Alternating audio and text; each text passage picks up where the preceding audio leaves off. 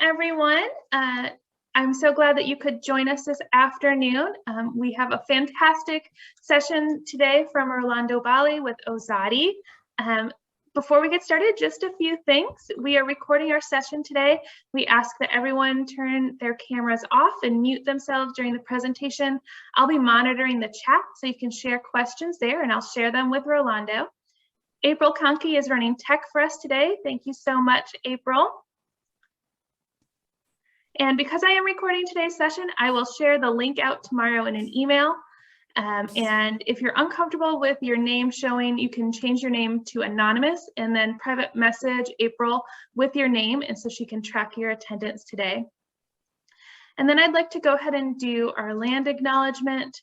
I am currently working in Austin, and as such, I'm on the ancestral and unceded land of the Tonkawa, Cherokee, and Sauna people.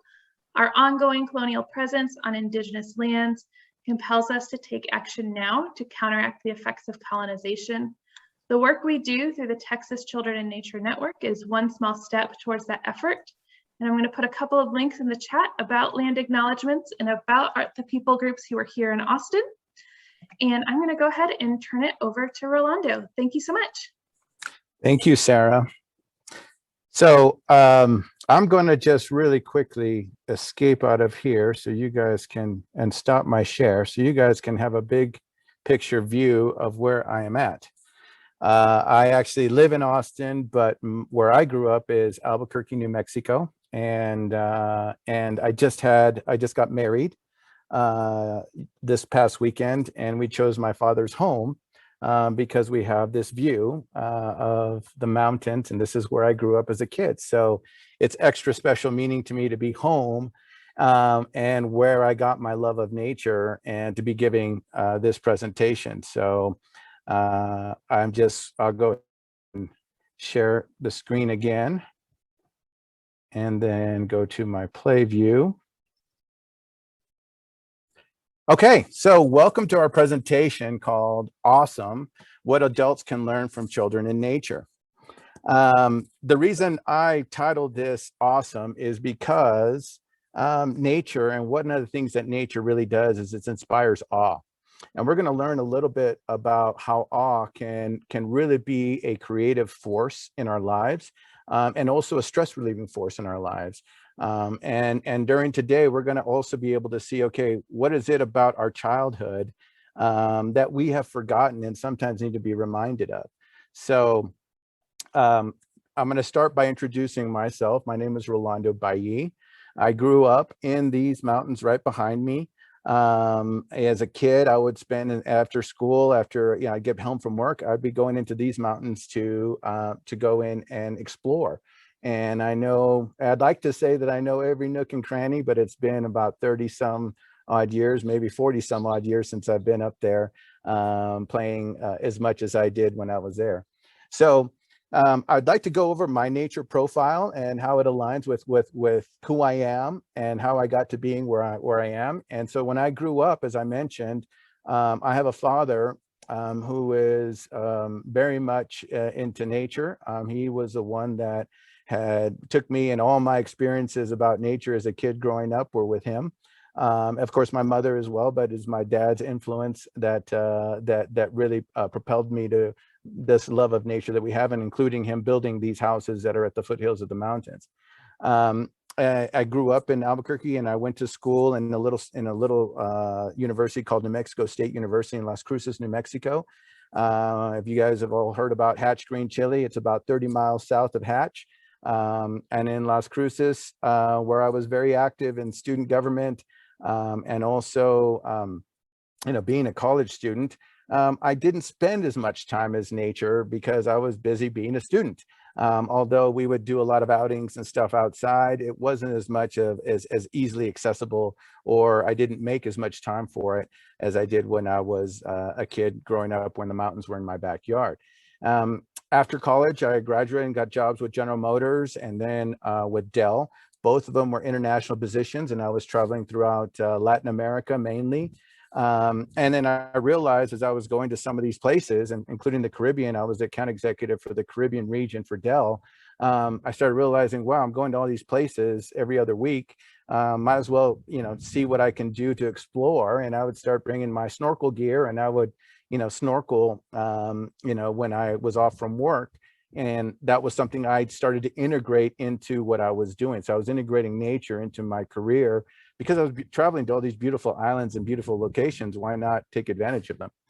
And then I switched careers from being an account executive at Dell. Became a work-life strategist. I went into HR because my love of people and helping change and shift the culture. At Dell, I was a person responsible for integrating the work-life initiative and introducing flexible work as a common practice at Dell. That took a very long time to do. Even though I would use the notion that, hey, we're selling laptops, we're telling everybody to be mobile and they can work anytime, anywhere, but yet Dell still at the time, this was in 2005, 2006, we're having 100,000 employees driving into an office every day, and we're telling our customers to buy laptops so they can go and be anywhere they need to be. So one of the things that we realized, and I was responsible for all the affinity groups as well when I was in diversity and inclusion for Dell, that of all the affinity groups, whether it was the women's group, whether it's the African American group, the Asian American group, the one thing that was common across all groups was time. People wanted more time.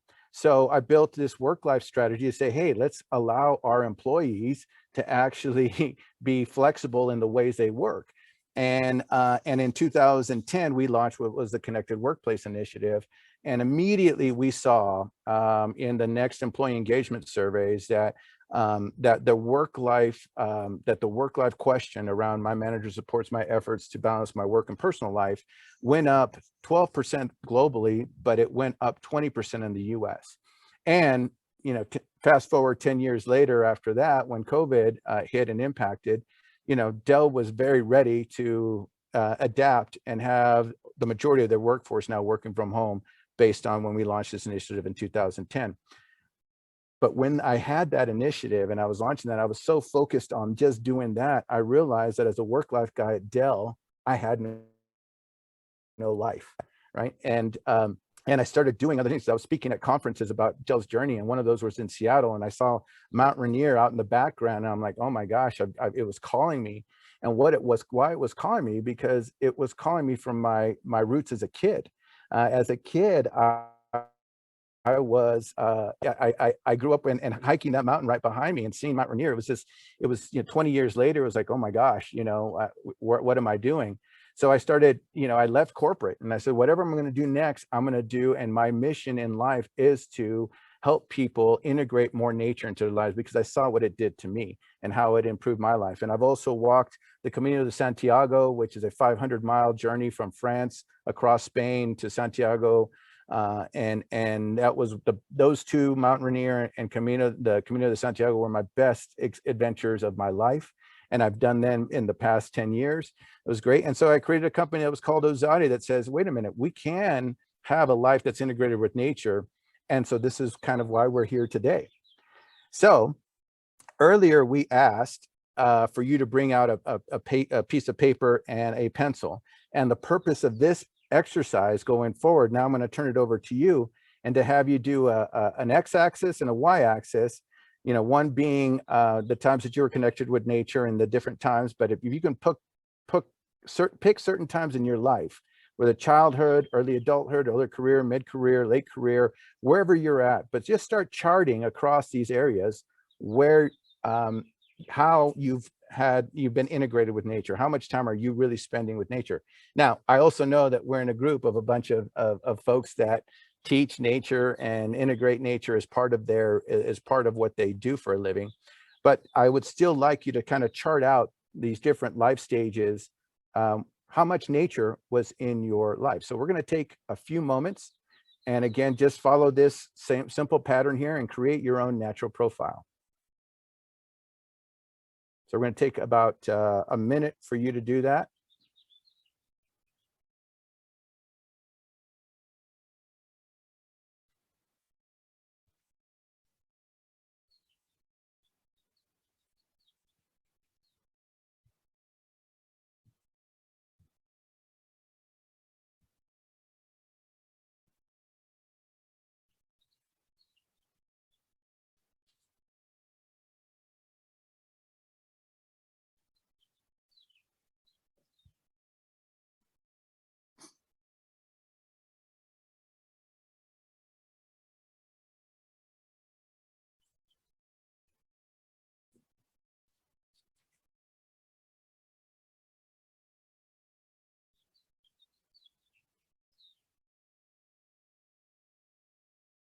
Okay, I'm going to give 30-second countdown.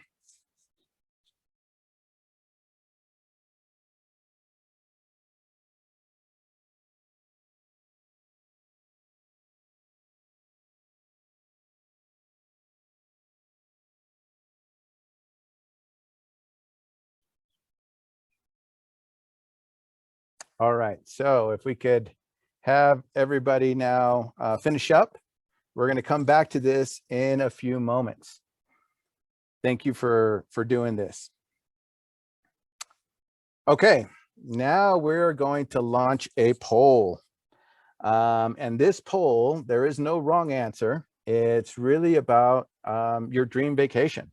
So we're going to give you a list of options on the menu for the poll. And if Sarah, if you could get the poll started, and we'll take about a minute or less to do that. But go ahead and pick, if you were to have a dream vacation, where would you be?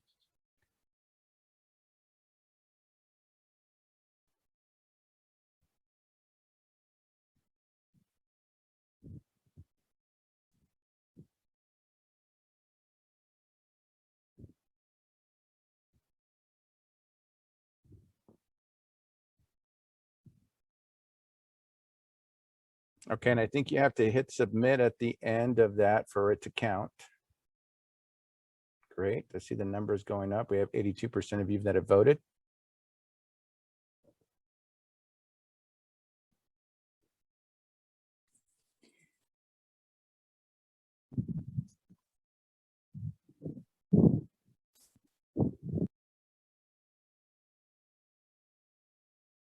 Okay, we'll be closing down the poll now.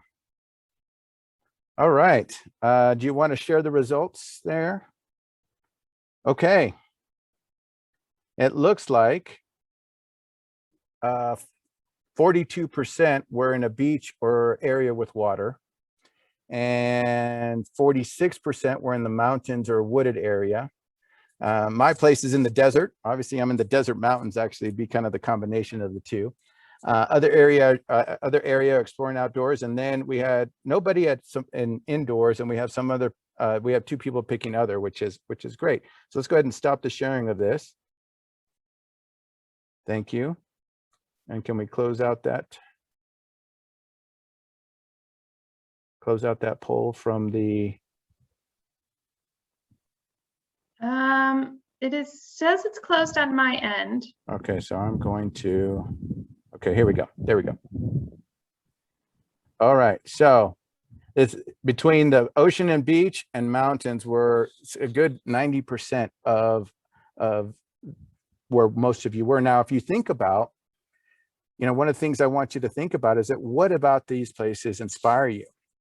And actually this, if we have, could we have one person go ahead and raise their hand, or pick somebody that wants to go ahead and take themselves off mute and just talk about why did you choose the place that you chose? Who would like to volunteer?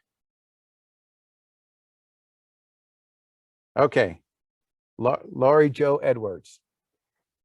You can take yourself off mute. Let's hear what did you choose and why? So I chose water. Growing up in Girl Scouts, I was always at the lake and learned to sail at a very early age. And then I lived 20 or 30 minutes from the beach. So my older siblings would take me to the beach all the time. And water's the thing that when I get like totally submerged in water, all my stresses go away and life becomes normal again. Yeah. No, that and how many people can relate to that, right? How many people can, when they get to that special place, whether it be on a dream vacation or whether it be on some place that you go because you have access to, or even just the thought of it. Like I was there with you, Lori, when you talked about floating in the water, and then I could imagine myself, putting my head in the water, floating on my back, and then just hearing that nothingness, or that the water of just being there and that calm, and everything else melted away, right? Well, that is kind of leads into this nature exercise, this next nature profile exercise. So now what we're going to do is we're going to break you up into rooms. And in these rooms, there's going to be, just make sure you keep it to 2 minutes per person. How many people we're going to have in the breakout rooms, Sarah? It's going to be between 2 and 3 people per room. Perfect. Perfect. So that'll give us right about 6 minutes. We want 2 minutes per person. But in that time frame, we'll just share your nature profile with your peers. You can just talk through it, or if you want to show it via the Zoom, feel free to do that. Share a memorable experience, as Lori Jo had just done, about nature, and then talk about what your level of well-being was and the places when you were close to, you had more nature involved in your life, and how you were when you didn't have as much nature in your life. And we're going to do that for 6 minutes, and we'll give you a 1-minute warning when we're wrapping up. And when you end the breakout room, it'll actually just kind of bring you back in, even though you're in the middle of things. And so we would like for everybody to participate and share your nature profile with each other in the breakout room. Okay, so let's go ahead and start. All right, so I'm going to put this back up on the screen. Okay, so could somebody share with us what they discovered via this exercise? Is there somebody who would like to share what they learned? It didn't necessarily be about you or what you heard about, could be about what you heard from somebody else in your room. But if we could have somebody kind of share what you learned from this exercise. Who'd like to go? Rolando, I'll go real quick. Okay. I'll just share that several of us had what you experienced, some times where we had higher times and lower times because academics and all those things would pull us. So a lot of us had those teenage college years where we weren't experienced as much. And then through adulthood, either through our kids or different events. And for some career changes got to get back more into it. But there is that period of time, and that's what the research shows us, that a lot of us are losing that time during adolescence and young adulthood. And all that. So that was what we talked about. And did you notice a difference in, when you were closer to nature, was there a sense of well-being that seemed to be elevated? Or was there, when you had less nature, did you feel a little disconnected? Did you see any of that in the sharing? I mean, we didn't talk about that as much, but I could just kind of think back, and I probably was just so busy, didn't realize, at the time, and didn't necessarily think, but I had other, when you're trying to get scholarships and you're trying to make good grades and all that, don't necessarily think about it as much. Mm-hmm. But yeah, I definitely think that impacted. I'm an adjunct professor now, so with my college students, I'm talking with them a lot about trying to get them out in nature, because I understand that's what's happening is they're not going outside often. Our department has talked about trying to make more of an effort of that, because we do know they would probably very likely be less stressed. That's what the research shows us. Yeah, exactly. Thank you, Jamie Lynn. Mm-hmm. Thanks. Is there anybody else that would like to share what they learned from their experience of doing this nature profile exercise, either about yourself or about the people that shared? All right, Lori Jo. And 2 out of 3 of us were further on our career track. And we noticed the higher we get up, towards directorship and executive directorship, the less time we actually get to spend doing what we love. So. And do you feel like the stress levels kind of align with that too? So the less you're with nature, the more the stress levels seem to pile on? Oh, definitely. Yeah. I mean, anytime you make that move, you think the stress is just the job, but it's also you're watching that out the window instead of actually engaging in it. And that's yeah, great. No, thank you. And usually when I give this exercise, when I do it in person, when we've done these exercises in person, what we found is, because we usually just say, turn to your neighbor and start sharing, the noise level starts elevating as people start sharing their experiences of nature, and when they were, even just sharing one experience or how they were doing. And then the smiles, usually when you're in a workshop or in a conference area, everybody's kind of serious or whatever. And then as they start sharing their experiences, also the mood starts changing as well. So hopefully you guys got to experience a little bit of that when either through the sharing that you've learned from other people or even in sharing your own story. Okay, so you've all heard the term think outside the box, right? And I wanted to put this box in nature to kind of show kind of as a symbolism of kind of our process as humans, but also as Americans. You know, if you put a roof and a window and a door, you have a house, which is a bigger version of a box, right? And this is actually a place that I worked in Round Rock, which was boxes within boxes. So I would commute from my house to, which is one box, put myself in a box with 4 wheels and went to another box. And there I worked for most of the day. And now they've kind of transitioned to more modern open areas, but it's still a box. And the irony of all of this is when we're being told to think outside the box, we're doing it in a box. And even as we've kind of moved to more, you know, working from home, which is something I was a champion of a decade ago, you know, this is the office, the home office of my now wife. And the only real nature she has there is a picture of some trees and snow, right? So as we're constantly moving from box to box or being in a box, and Americans, and some of you have known this, Americans spend 93% of their lives indoors. And this is according to the EPA. 7%, 7 to 8% is that amount that we're commuting in a vehicle, which leaves about another 80, you know, mid 80% that we're in a building or in a home. And what's the impact of that? You know, we're going, like I mentioned, from box to box. We're staring at screens or at walls. We're not taking breaks. You know, even with our kids, you know, we have them at school. They, you know, early on it's recess, you know, 2 times a day, and then also a summer break. But do we as adults do that? You know, we're sitting all day in these types of submissive poses, you know, typing away on our screens and messing up our backs and our wrists, and no natural light. So so this is not natural for us to be, as humans, to be in these types of environments. It's not how we evolved to be.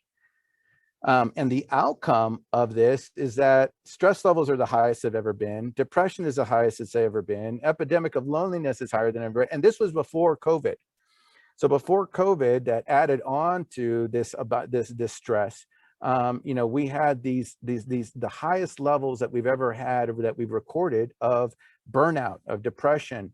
You know, smoking or sitting is now the new smoking, and that as the amount of time that that we sit in chairs is actually worse than smoking a pack of cigarettes a day on our bodies, right? But where this constant being indoors and lack of movement and lack of nature and getting away from them is actually hurting us. And while we've made all these advancements in medicine, we still have companies that their highest prescription spend are antidepressants, right? So so this is the outcome of us, you know, spending now so much of our time indoors. And the purpose of this workshop was really to say, hey, you know, this reminder, going through these exercises of the profile, your nature profile and your dream vacation, is to realize, oh, you know, 90% of the folks that took the poll said they would rather be in nature than any place else, right? But yet we're spending 93% of our lives indoors. And so, you know, how do we start and spending more time outside? So somebody had mentioned about the science and what's coming out about the science. So right now we're going to do another poll, and it's going to be 6 questions. And they're true false questions, except for the last one. The last one's going to be a multiple choice. Please scroll down through all the questions and then hit submit. But we're going to do a true false, and then we're going to kind of talk a little bit about some of these questions after the quiz is done. So if you take 1 to 2 minutes at the most, and we'll go from there.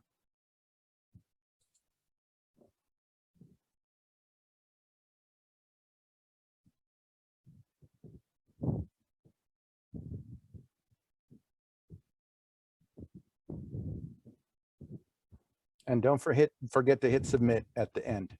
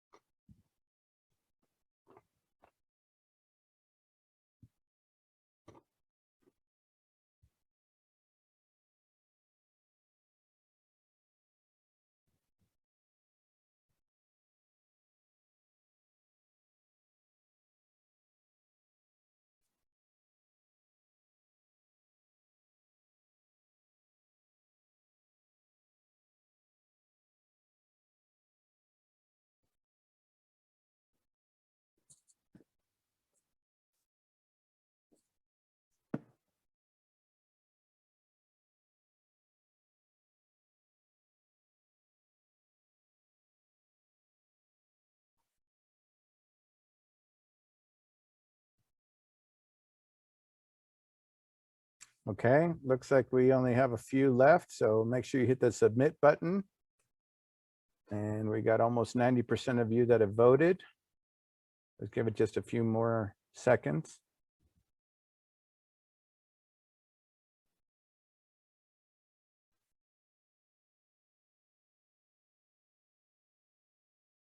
Okay, let's go ahead and wrap up the poll. Okay, you guys are so smart. You guys must have some backgrounds in the sciences of nature. Okay, so let's kind of go scroll through this and real quick. Looks like you guys are super smart. Got this down. And good. I'm glad that there's some diversity in the answers. So that's great. All right. So let's go ahead and stop the poll and stop sharing the results, and we'll move on to the next to kind of go over some of these questions. All right. All right. So looks like the majority of people answer true, right? And this is kind of where I got the awesome piece of this, is because when you are in nature, you know, we kind of, when we allow nature in and we get this awe of, you know, for example, first time I went, that I learned how to scuba dive and getting certified when I was scuba diving. I remember I was having a lot of trouble breathing underwater. It just, you know, was, I had these, for some other reason, it wasn't just computing that I could be breathing out of my mouth all this time. And the first dive that we did after doing all of our training classes was, we had the opportunity and we saw a manatee, and all the fear that I had, all this hesitancy and all this kind of, oh my gosh, can I do this? All the disappeared. And I was down at the bottom of the ocean floor with this manatee face to face and just looking at each other for a while. And it was that sense of awe that I had that really made me forget about my fear that I was having at the time. It was a sense of awe that all of a sudden that those few seconds seemed like an eternity. And that's what happens to the brain when we see something that's bigger and grander than us, that we go and say, we forget about all the stresses. We let the, you know, this our constant thing of being time bound of what's next, success is, oh my gosh, look at this beautiful mountain behind me. Or sometimes in these trees right over my shoulder here, this is where deer come and lay down and bed for a while. And when you do that, the stresses of your everyday life start to go away. So the power of awe, and it's great to see little kids when they see something for the first time about nature, being in awe. We need to remember that's just as important for us as adults, to capture that awe and have as many of these moments of awe as possible, because it inspires creativity, it takes away stress, and it makes you, it rejuvenates you. It takes away the problems that you're thinking about at the moment. And I say it doesn't take it away, but it takes your mind away from those things.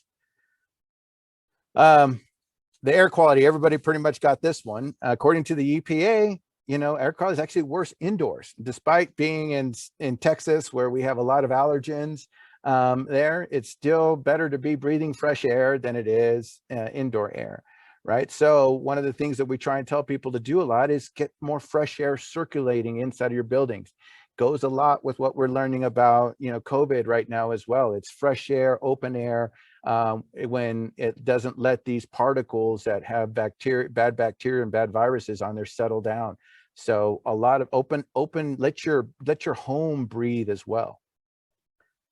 Of course, vitamin D, being outside, natural vitamin D is the best vitamin D. Most of you all know that it builds up the T cells.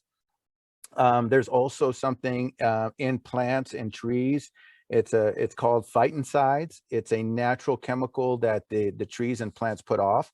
And these phytoncides, they put these natural chemicals off to take away disease or bugs that are trying to go and eat away at them. But those chemicals also are good for us. So not only is the sun and fresh air good for boosting our immunity, but when we're in nature and we're breathing in the phytoncides that the trees and the plants are naturally creating, it also boosts our immune system. This one is important. Again, I talk about recess. What can we learn from kids? Is we need, as adults in the workplace, we get so focused in on what we're doing, or we think that we can't leave our desk. The majority of people are saying are just kind of push through. Let's just push through, and we forget to take breaks. Well, there was a study done with nurses, and these nurses were asked to take 6 weeks of breaks inside in a break room with no nature, no views of nature, and the same group of nurses 6 weeks outside. And what was found was that these nurses that spent time in nature, their breaks in nature, were less emotionally drained. It also mean that they made less mistakes. And so another kind of a similar fact that goes along with this is that patients who are in recovery wards at hospitals that have access or views of nature recover 30% faster than people who don't, right? And so being in a hospital for too long is not good. So it's in the hospital's best interest, it's in the patient's best interest to recover as quick as they can. And scenes of nature and access to nature helps that. And so as we as adults, you know, we have to remember also that recess, we need recess just as much as the kids do. So we can be at our best and our healthiest and make fewer mistakes as well. When it comes to vacation days, this is something that I've seen a lot in my travels throughout Latin America and Europe and Asia.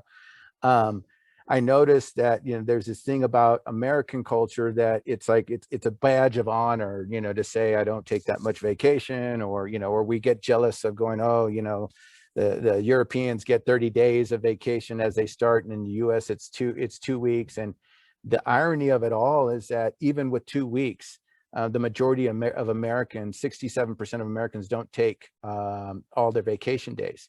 They leave vacation on the table. And so what that means is that you don't have a chance to refresh.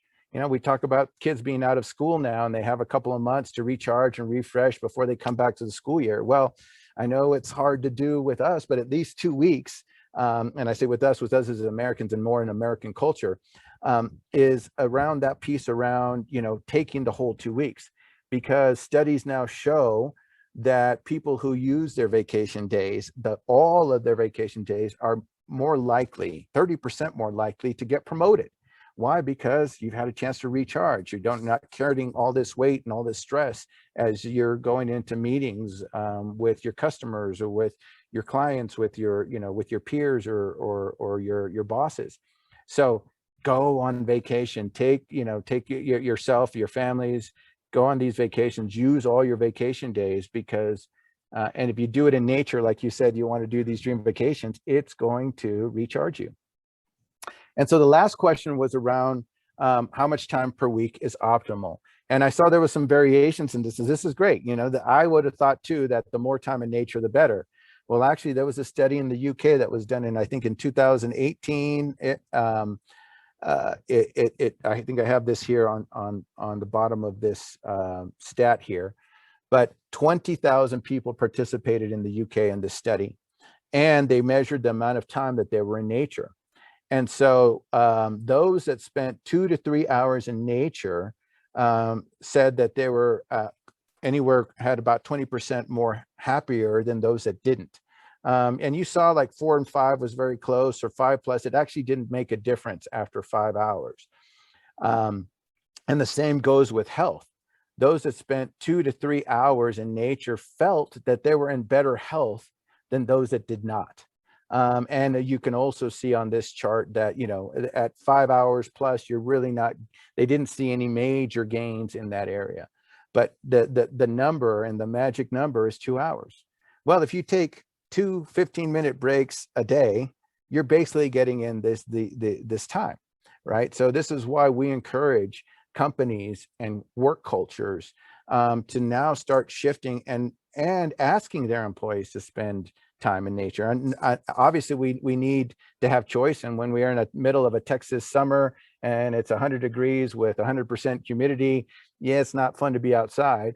At the same time, you know, even just looking outside of a window and looking at squirrels that are going to be playing up here in the trees behind us or outside the view, that's going to help as well.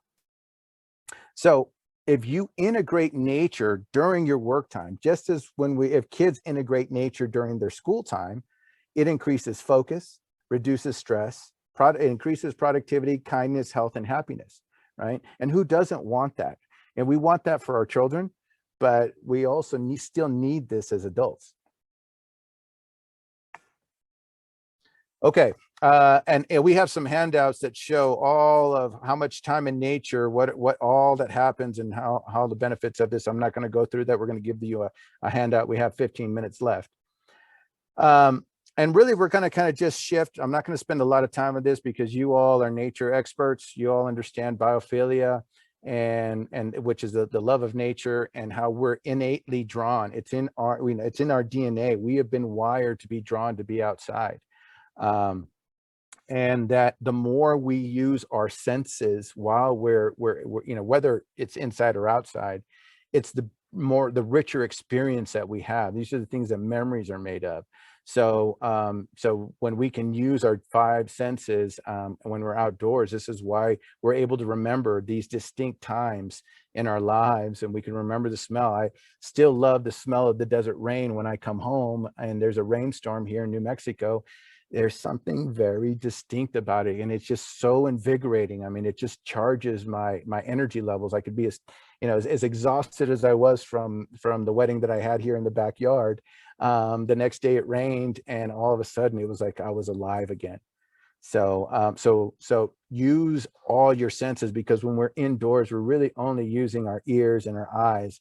But the more we can use our senses and incorporate nature, the better off we're going to be, and as far as our well-being. So when you integrate nature into your work, just like we want and we continue to push for kids to integrate more nature into their school and into their young lives, into the activities that they do, we too need to follow that same example. And how do we do that? It's the same thing we tell children, is that it's good habits. We want them to brush their teeth every morning and every night. Go to bed at the same time, study as soon as you get home from school. Create these habits that allow you to do that, because when we create a habit, it puts our brain in an autopilot mode. It doesn't have to think, and the brain is a muscle, and the brain doesn't want to have to constantly be working. It exhausts us. We're constantly using our brain. We don't give it enough breaks. But when you get into a routine, the brain doesn't have to think, because it becomes automatic, whatever that routine is. And so the brain craves routines, right? So if we teach our kids to have routines and rituals and good habits, we too as adults should do that. So an Ozadi day, and by the way, Ozadi is a combination of 2 Basque language words that mean integrate nature. And I got that concept from when I was walking the Camino de Santiago, and I was realizing that, wait a minute, I could walk and do this great adventure across Spain and still have a job and still do things, because my day ended at 3 o'clock from walking 15 miles that day. And while I'm resting at 3 o'clock over in Spain is in the morning here in the US. So there absolutely is a way to integrate doing the things we love and being out in nature. And especially now with the acceptance of working from home and variable hours, the excuses that we had about work are they're excuses. We can start to have more flexibility in the way we do that and build better habits. So in Ozadi Day, we're going to give you some examples of this, and I'm not going to spend a whole lot of time on it, and in the handouts, but here's what I'm going to ask you to do. I'm going to ask you to pick one thing that you're going to do differently. One of these habits that I'm just going to quickly flash through that you can do and take on, that's going to help you integrate more nature back into your routines. And I get that we're all folks that have jobs that somehow integrate nature in there, but sometimes we forget as well. I have a construction business that builds outdoor living areas, and as much as I'm outside sometimes with my customers and with my employees, I'm not really allowing myself to take in nature. So we're going to again give you this handout that at the end, which has this presentation, all this information. But if there's anything you can do, is I encourage you just to take 2 15-minute breaks a day. It's as simple as you can do. Grab your lunch, take it outside, create your own outdoor cafe, and just for 30 minutes, sit and enjoy the sound of the birds singing behind me. There's a waterfall down below that you guys can't hear right now, but I'm hearing these sounds that just recharging me and giving me an energy level that says I can take on anything that happens at work. So start with one habit, get an accountability buddy, and how are you going to now take in those same type of guidance that we give our kids to do? Okay, so now we are at 10 minutes till the end of the session. Before we start the poll, though, I'd like to see if there's any questions out there.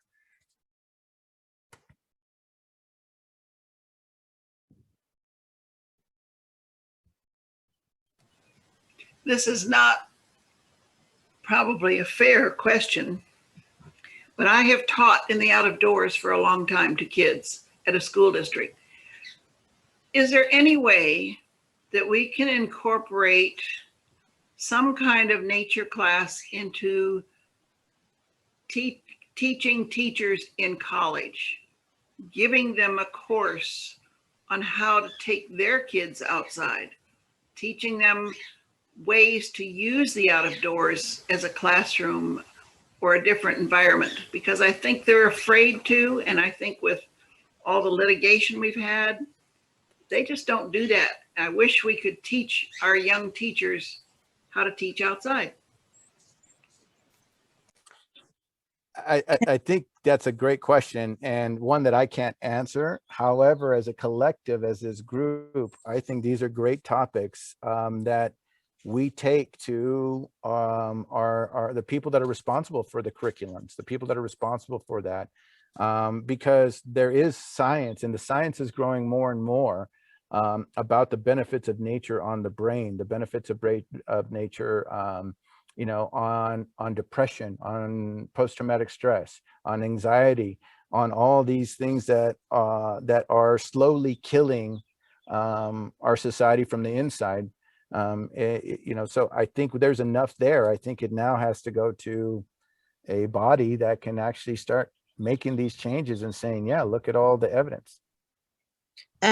I have my hand raised. I can't see who asked the question because I'm on my phone. So everybody's really teeny tiny. But I'm Courtney Krim from Trinity University in San Antonio. And we actually have designed a class, and we're starting it in the fall, and we're super excited, a colleague and I. We're trained in ANFT, we're force guides. And so 50% of the course is actually going to be outside, and it's cross-listed as an environmental studies as well as an education course, where students will analyze their own data. Like we've been doing that for a while, like see how their mood changes, see how rumination changes. So they're analyze their own data, but then part of that also then is now how do you take these skills and use them in a professional setting, either as a teacher or wherever you're going. If you're going into business, you know, in the workplace, how can you use this to either regulate yourself or your kids? So stay tuned. We're really excited. We haven't taught it yet. The fall, we took us forever to get it approved, but that'll be happening in the fall. So hopefully we will start to see, you know, more of these types of courses popping up. You know, Courtney, you know, you mentioned rumination and even how the impact, you know, normally when I give this session is an hour and a half usually. And at the very first poll is usually just rate how you feel right now. And at this point of the session, or right before we go into the habits part of that, we give everybody a nature break, and we tell them, go use your senses outside. I want you to, what do you smell? What do you hear? What can you feel and, you know, and taste, you know, use all your senses, come back 10 minutes. And then we give them how do you feel now? And without fail, I mean, I've given this to hundreds of people now, without fail and I tell them, this is your own data. I show them that beginning of this session, you said this, end of this session, it's all anonymous. So it's just the numbers, but every session there is an elevation that people that were good, or I don't feel so good, are almost always in the, I feel really good and I feel great. type of category. So it works. And when we use their own data for them, and so that was my question for you is, how are you going to continue to measure this? It's because it's the data that's really going to help people go and say, oh, wow, 200 people said that, had a change in their mood from just spending 10 minutes outside. Wow, we should do this more often. Yeah. And we're looking at this summer, what type of measurements we want to use with them. In our child and adolescent development course, we did some of the walks and we divided them randomly, sent half downtown, half to Medina River, and did the moods, profile of moods indicators and the rumination and some other things. And I was for sure that it was going to be blown because those that went downtown ended up with a pop-up Day of the Dead festival. So I thought, crap, they're going to think that's fun, but even with that, their moods went down. And Wow. they were surprised. And so, yeah, putting that in that data from that course is what helped us get this one approved. And so we're wanting to look at longitudinal, like how does it affect them over the semester? But then we also want to see like down the road, a year out, do they continue to visit? Because we're going to expose them to many of the different green spaces or natural areas around us. And then our question is going to be, do they continue to use those skills, which is what we're hoping, that they can use them past us. Which is basically this workshop, right? It's like, now, Exactly. do they create habits that they're going to continue and routines and rituals that are going to continue to benefit them in their life? That's great, because that is the goal. Right. So I'm sorry, I didn't mean to take over. No, this is great. This is great. At this point, let's go ahead and put the poll up, and then we can take other questions while we have the poll. And there's only 2 questions on this final poll. It's really, the first question is, would you recommend this session on a scale of 1 to 10, 1 being the lowest, 10 being the highest? There's no wrong answer. It's all anonymous.